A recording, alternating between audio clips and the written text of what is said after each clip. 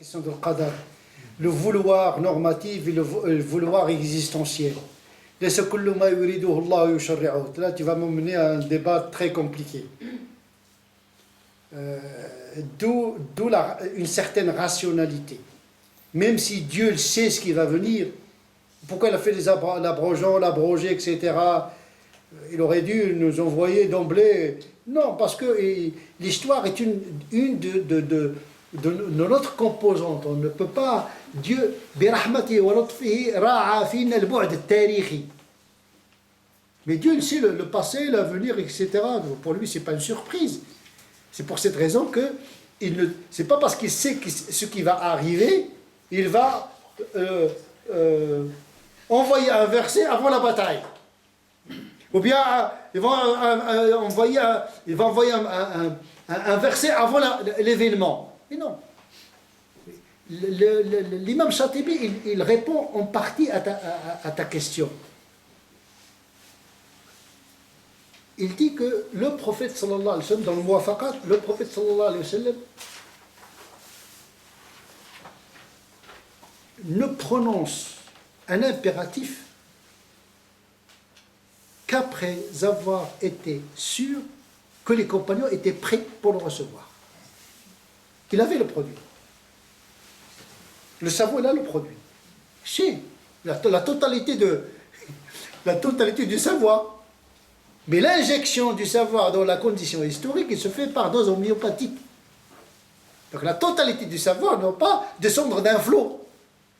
Mais en accompagnant une nature évolutive. La création se fait par étapes, mais également les enseignements se font par étapes. La création est par étapes, par évolution, change, fais-toi, comme disaient les savants, la fatwa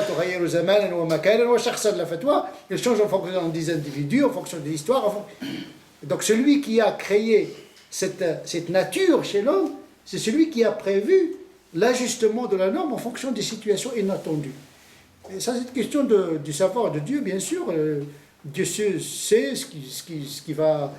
Mais ce n'est pas une raison d'envoyer une révélation avant le terme. Parfois, il envoie un prophète sachant que personne ne va l'écouter.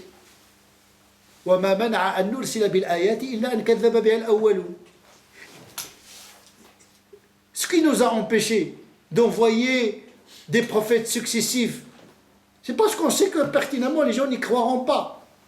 Parce que Dieu ne veut pas que les gens ne croient pas en lui. Il ne veut pas multiplier les kofars. Qu'est-ce que c'est que le kafir? C'est celui qui est confronté à un prophète et qui a vu les miracles et qui refuse d'y croire. Donc il y a le vouloir existentiel.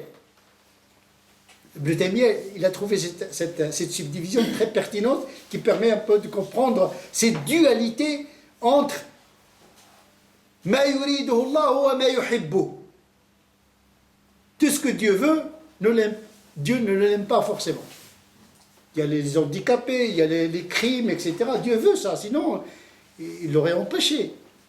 Mais ça ne veut pas dire qu'il aime cela.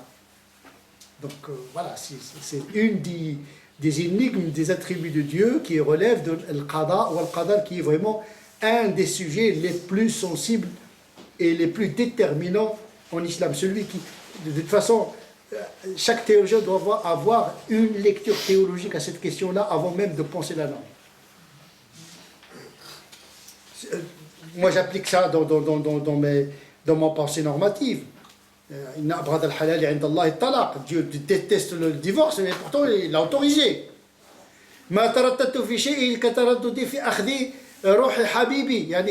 L'hésitation de Dieu.